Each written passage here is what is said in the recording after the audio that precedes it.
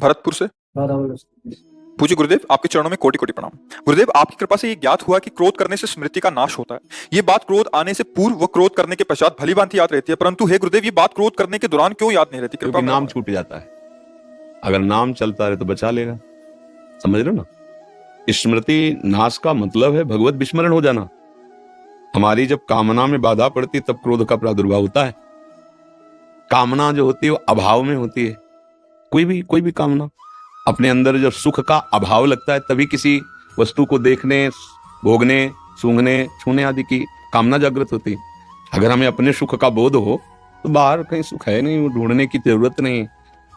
अमल सुख राशि, हमारा स्वरूप क्या? चेतन, अमल, सहज सुख राशि। मतलब सहज माने बिना किसी क्रिया के परमानंद का स्फुरण हो रहा है, पर वो हमारी वृत्ति बहिर्मुख हो गई। हमें लगता है शरीरों में, भोगों में सुख है। जहां हमारी कामना है और उसमें जहां बाधा पहुंची तो क्रोध जागृत, कामा संजायते क्रोधा। और क्रोध का काम है स्मृति को, क्रोध माने धुआं, एक अंधकार। स्मृति ढक गई कि हम किससे बात कर रहे हैं, कैसे बात करना चाहिए, हम किस तरह का चेष्टा व्यवहार कर रहे हैं, कैसा व्यवहार, वो सब भूल जाता है। क्यों भूला है? क्योंकि भगवान का स्मरण छूट गया। अगर आप नाम जप करोगे, सही ढंग से चलोगे, तो कुछ दिनों में कामनाएं धीरे धीरे शमन होती जाएंगी।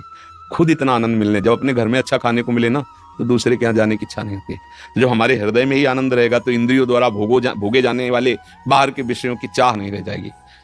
नारायण स्वामी कहते हैं, ब्रह्मादिक के भोग शब विष सम लागत ताई, नारायण ब्रजचंद की लगन लगी है जाई। ब्रह्मादिक के भोग, ये तो मनुष्य लोक की बात है, ब्रह्मादिक के भोग। तो जब हमारे अंदर कोई कामना हुई, उसके प्रतिकूल व्यवहार हुआ, चाहे कोई भी हो, क्रोध आ ही जाएगा। उस समय क्रोध ना आने देने का उपाय है नाम न छूटने पावे। फिर आप देख लेना, जब आपकी चिंतन वृत्ति रहेगी नाम छूट जाएगा तो आपकी जलन होगी, लेकिन क्रोध आपको विस्मृति के गर्त में नहीं डाल पाएगा। फिर आप वहां से चुपचाप चल दोगे, यार नाम बचाओ, चलो तुम्हें जो मना, गाली दो, जो मना करो, अभी तो हम हटें क्योंकि नाम बचाना है। अगर नाम पे प्रधानता रख लोगे तो सब काम बन जाएगा। एक हम संत की बात बता रहे हैं, वो बचपन में जब स्कूल में पढ़ते थे तो ऐसे बैठे होते तो सामने वाले की झोले में, वो धनी का लड़का था, 50 रुपए थे, तो किसी ने चुरा लिया और वो पीछे बैठे हुए थे। उसको भ्रम हुआ कि पास से पहले ऐसे पट्टी में बैठाला जाता था, नीचे जमीन में बिठाल करके गांव के स्कूलों में। उसको लगा कि हमारी बैग से, झोले से इसने, तो उसने शिकायत की। टीचर ने सामने बुला खड़ा किया तो उन्होंने एक बार कहा कि नहीं, हमने नहीं चुराए।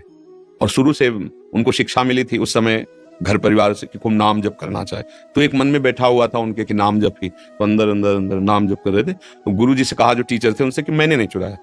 उस लड़के ने बहुत जोर के कहा, हमने देखा इसी ने चुराया। तो छड़ी, वो दोबारा नहीं बोले मैंने नहीं चुराया, उनको मारा और जाके वो चुपचाप बैठ गए। वो जो गुरु टीचर थे उन्होंने डांटा उनको बहुत, इतना गंदा स्वभाव नहीं होना चाहिए, तुम अच्छे घर के लड़के हो, पैसे चुराने लगे अभी से। कुछ नहीं बोले। थोड़ी देर में दूसरी लाइन के लड़के ने, जिसने देखा था जो लड़का चुराया, तो उन्होंने कहा कि मास्टर साहब, इन्होंने नहीं चुराया, इसने चुराया, इसकी बैग में अभी रखे हुए हैं।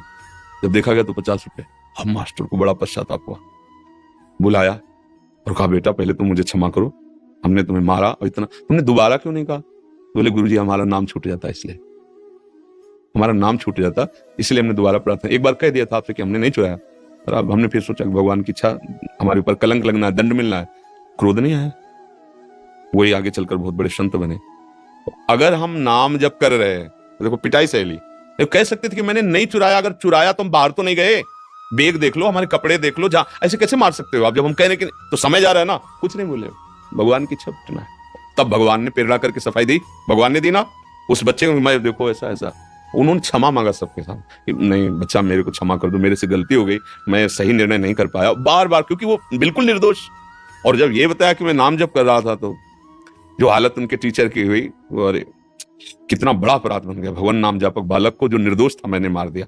अगर आप क्रोध नहीं करेंगे, नाम जप करेंगे, तो आपका जो आंतरिक और बाह्य प्रतिकूलता है सब अपने आप शांत होने लगेंगे। लोगों को लगता है ना कि अगर इसे डांटेंगे नहीं, लड़ेंगे नहीं, झगड़ा नहीं करेंगे, ये बढ़ता चला जाएगा। नहीं नहीं, जब आप नहीं बोलोगे तो बड़ा बोलेगा, और वो बोलेगा तो उसे अच्छे से ठीक कर देगा। हम लोग थोड़ा अल्पज्ञ है ना, सबके मुखिया भगवान है, वो देख रहे हैं, अच्छे अच्छे को ठीक कर देते हैं।